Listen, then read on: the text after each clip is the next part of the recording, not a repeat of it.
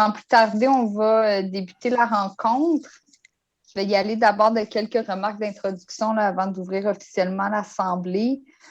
Donc, tout d'abord, bonjour à tous et toutes. Donc, voici où nous en sommes avec l'achalandage sur le réseau. Donc, le mois de septembre s'est traduit par un achalandage de 45 comparativement à la même période en 2019. Et pour ce qui est des premières semaines d'octobre, ce sont environ 36 000 déplacements par jour de semaine qui ont été comptabilisés. Je profite de l'occasion pour faire une brève mise à jour quant à la cyberattaque. Je suis heureuse de confirmer que les lettres détaillant la protection offerte par la STO aux employés actuels et aux employés retraités, ainsi qu'aux 80 000 clients touchés, ont été acheminées. Par la même occasion, je souhaite informer les membres du conseil d'administration que lors des dernières semaines, j'ai autorisé des dépenses d'urgence, dont les contrats de KPMG, la firme spécialisée en cybersécurité qui accompagne la STO depuis le 4 septembre dernier, ainsi que ceux de TransUnion et de Kroll pour le service de surveillance de crédit et de protection contre le vol d'identité. Ici, nous nous projetons au-delà de la situation actuelle. Nous approuverons aujourd'hui un règlement d'emprunt nous permettant d'aller de l'avant avec l'achat de nos 2 premiers autobus réguliers 100% électriques, lesquels seront livrés en 2023 et nous permettront de nous familiariser avec cette nouvelle technologie en vue de 2025. Cet après-midi marque la tenue du dernier conseil d'administration dans sa forme actuelle. Donc, avant la fermeture de l'Assemblée publique, je prononcerai un discours particulier à l'intention des administrateurs, de l'équipe de la STO et de la clientèle. En terminant, au nom du conseil d'administration et de l'équipe de la STO, je tiens à souhaiter la bienvenue à Mme Renée Amilcar, nouvelle directrice générale chez OC Transpo. Grâce à son riche bagage d'expérience, j'ai confiance qu'elle sera une réelle alliée du transport en commun au sein de la région de la Capitale-Nationale. Merci. Donc, à l'item 1.1, à la période de questions, Madame Lafleur, je vous laisse lire la question, puis j'irai d'éléments de réponse par la suite. Excellent, merci. On a reçu 2 questions. Donc, la première question est de la part de M. André Simonson. Alors, au lieu d'un tramway inutile, ne vaudrait-il pas mieux pour 3 milliards de dollars, 38 ans de transport en commun gratuit, en plus d'un trajet ultra rapide sur un nouveau pont entre la station Taché-Ucco et le musée de la Guerre, en plus de 1,6 km de tunnel entre le musée de la Guerre et la rue Elgin, le tout exclusivement pour les transports en commun par autobus. Merci, M. Simonson, de votre question qui témoigne de votre passion pour le transport en commun. Considérant la forte croissance de population anticipée à Gatineau au cours des 20 à 30 prochaines années et donc de l'augmentation des besoins en déplacement, il est impératif de se doter d'un système structurant de transport collectif qui puisse répondre à la demande tout en offrant des déplacements qui soient efficaces et fiables. Une étude d'opportunité a analysé différents scénarios pour l'ouest de Gatineau, dont celui avec des autobus. Et l'étude démontre qu'ajouter des autobus pour répondre à cette forte croissance d'achalandage ne ferait qu'empirer la situation et engorger davantage le réseau routier, qui est déjà au maximum de sa capacité depuis 2014. Comme le confirme l'analyse comparative menée par la firme spécialisée WSP, le tramway est le mode de transport qui répond le mieux aux besoins. Et pour ce qui est des liens avec le centre-ville d'Ottawa, 2 options d'insertion sont encore à l'étude. D'ailleurs, je vous rassure, cet important projet est travaillé dans une vision régionale et en étroite collaboration avec nos partenaires, c'est-à-dire le ministère des Transports du Québec, la Commission de la Capitale-Nationale, la Ville d'Ottawa, la Ville de Gatineau et OC Transpo, et ça pour arrimer les différents axes structurants de transport en commun des 2 côtés de la rivière. Pour ce qui est de la gratuité pour tous, si la SO n'avait pas les revenus passagers, elle devrait forcément trouver une autre source de financement. Les gouvernements et les villes subventionnent déjà le transport en commun. Donc, offrir la gratuité à tous leur demanderait donc un investissement beaucoup plus important. Merci de votre question. Merci à vous. Deuxième question, elle est reçue de la part de M. Michel Lefebvre, membre du conseil d'administration de l'Association de quartier Millard-Adley. Alors, dans un premier temps, M. Lefebvre vous fait part de certaines préoccupations reliées au tracé de tramway dans leur quartier et vous adresse la question suivante. Donc, est-ce que la STO est prête à reconsidérer le tracé proposé et à analyser plus en détail la faisabilité de d'autres options, dont le scénario C, qui préconisait un axe de tramway structurant sur le boulevard des Allumetières et le boulevard Maisonneuve jusqu'au centre-ville? Bien, je remercie M. Lefebvre pour sa question. Puis, je ne sais pas si je vais avoir l'occasion de regarder le CA qu'on tient ce soir, mais j'ai aussi eu l'occasion de m'entretenir avec lui là, juste avant justement la rencontre de ce soir, puis d'aborder directement cette question-là avec lui. Donc, encore une fois, merci d'avoir pris le temps d'acheminer votre question, M. Lefebvre. Dans le cadre de l'étude d'opportunité, la STO a analysé en détail plusieurs possibilités. Puis quand je dis la STO, c'est vraiment les experts qui ont été mandatés pour mener cette étude-là. Donc, divers modes de transport et tracés ont été regardés en tenant compte des besoins de déplacement actuels et futurs de la population. Plusieurs scénarios ont été analysés par la STO et les partenaires, comme je le mentionnais précédemment, là, la Ville de Gatineau, le ministère des Transports du Québec, la Ville d'Ottawa, OC Transpo et la Commission de la capitale nationale. Et il y a aussi eu des consultations avec la population. La STO n'est donc pas prête à reconsidérer le tracé pour des raisons de développement régional, d'achalandage et dû au volet technique, parce que toutes ces composantes-là démontrent que c'est le tracé là, tel que rendu public comme étant le tracé optimal qui, justement, répond à toutes ces considérations-là de la meilleure façon. Par contre, comme je vous l'expliquais, dans les phases de votre projet à venir, la STO est engagée à travailler avec les résidents des quartiers environnants, notamment pour les mesures de mitigation à entrevoir là, dans le cadre là, de la mise en œuvre de ce projet-là. Donc, juste pour peut-être synthétiser là, au niveau de, quand vous dites d'analyser en plus de détail la faisabilité d'autres options, toutes les options qui ont été analysées l'ont été faites avec le même niveau de détail et celle qui apparaît comme étant la meilleure, c'est celle qui a été présentée en tant que tracé optimal. Merci encore une fois de votre question.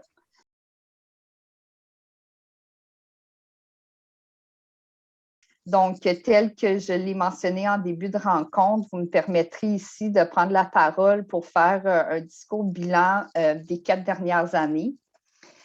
Donc, ce n'est pas sans une certaine émotion que je vais faire cette dernière allocution en tant que présidente du conseil d'administration de la STO. Les derniers 4 ans, à servir cette organisation que j'estime grandement, ont été remplis et riches. Notre organisation a su livrer beaucoup et bien pour la population de Gatineau. Et la cyberattaque dont nous avons été la cible le 4 septembre dernier ne devrait pas nous empêcher de faire le bilan de ces 4 dernières années. Au contraire, le passé étant garant de l'avenir, avoir tout ce que la STO est capable d'accomplir, je suis convaincue que nous saurons aussi surmonter cette épreuve. Dès les premiers mois de ma présidence, la STO lançait son programme de tarification sociale, le tarif Éco.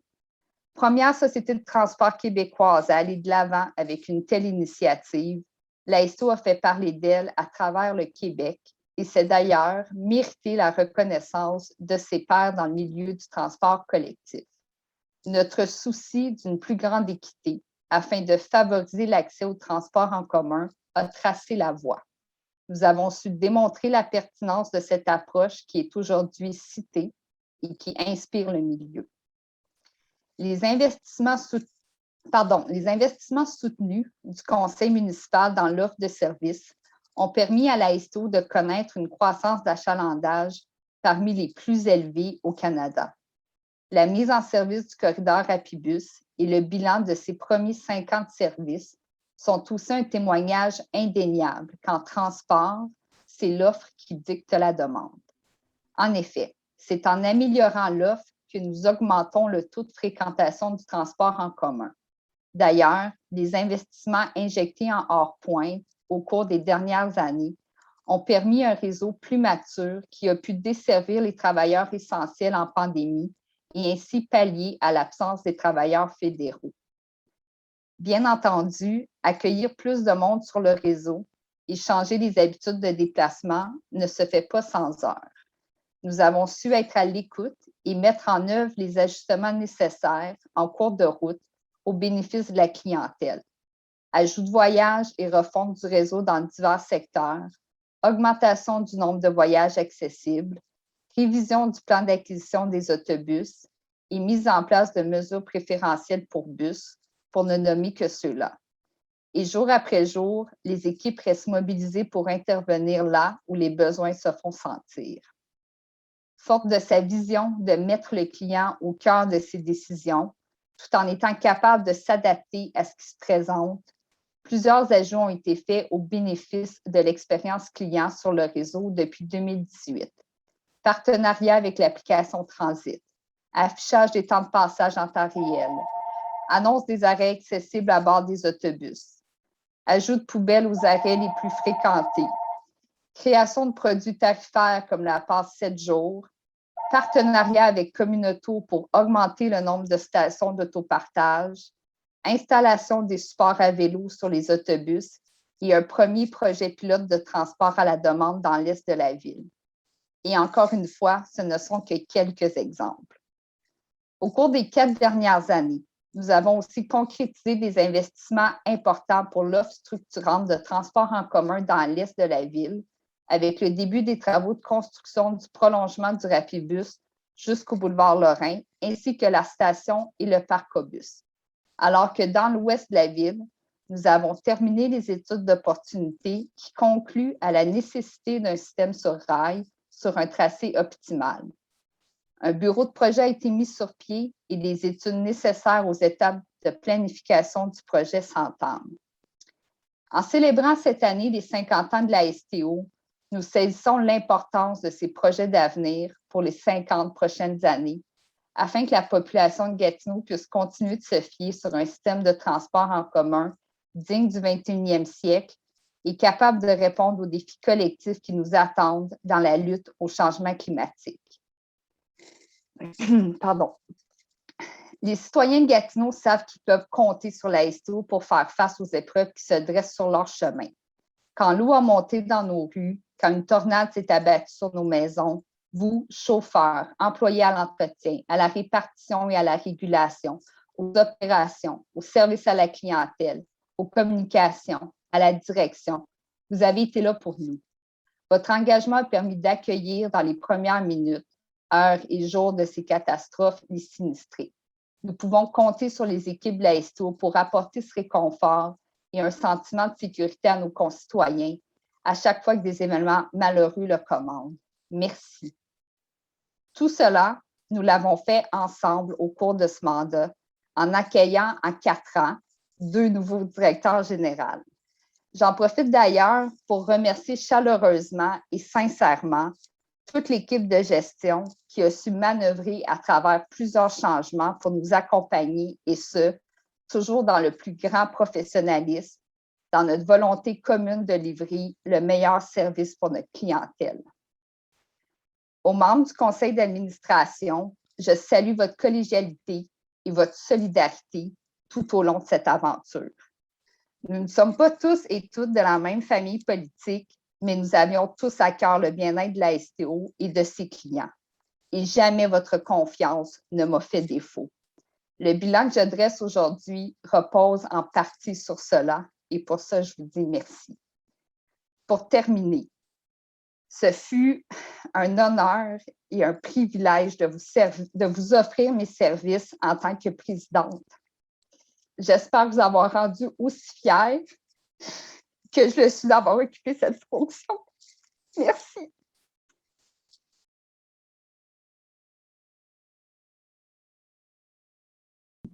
Bonjour. Alors, on a des questions. Je vais céder. Oui, le chat est complet. J'ai vu que Nathalie Tremblay de Radio-Canada semblait avoir plusieurs questions, donc je vais commencer le tour de table avec elle. Nathalie, à toi la parole. Mais on a toujours beaucoup de questions. Allons-y. Alors, Madame Nadeau, d'abord, on a entendu votre discours. Là, ce que je retiens de votre discours, c'est gros investissements, gros mandats, gros projets, grande catastrophe.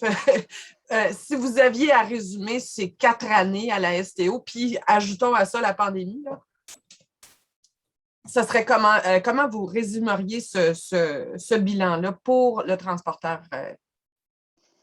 Bien, ça a été 4 années excessivement chargées, 4 années d'avenir. Je dirais, on a travaillé fort sur des projets d'avenir de maintenant et pour plus tard. Puis un mandat de concrétisation. Je pense que la STO a concrétisé beaucoup de choses qu'elle avait dans ses plans depuis un bon bout de temps.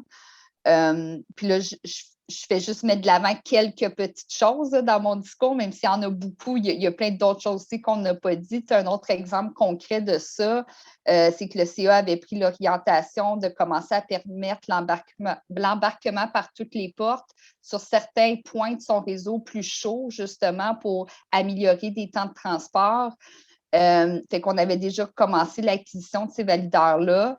Puis finalement, on s'est retrouvé à les installer plus rapidement, mais pas parce qu'on avait plein d'achalandage, mais pour répondre à des impératifs de la pandémie, pour sécuriser la clientèle qui souhaitait embarquer par les portes arrière pour pas, avec la distanciation au début de la pandémie, puis encore maintenant, de ne pas forcer tout le monde à rentrer par la même porte.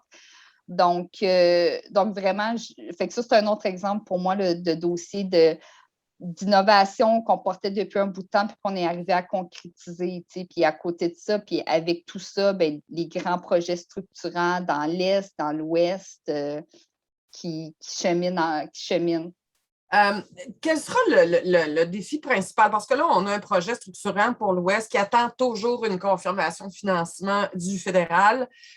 Vous avez un achalandage qui n'est pas encore rétabli. Évidemment, on ne sait pas à quel moment, mais ça sera tout un défi. Alors, ça serait quoi le legs, selon vous, que vous laissez au prochain conseil d'administration dans ce contexte-là? Bien, des bases solides, puis une démonstration claire des besoins, puis aussi un positionnement fort de Gatineau pour aller chercher les investissements qui lui reviennent pour répondre à ces besoins-là qu'on a démontrés de façon extrêmement rigoureuse au cours des dernières années. Sur la cyberattaque spécifiquement, vous avez parlé tout à l'heure qu'il y a encore des systèmes là, qui ne sont pas revenus.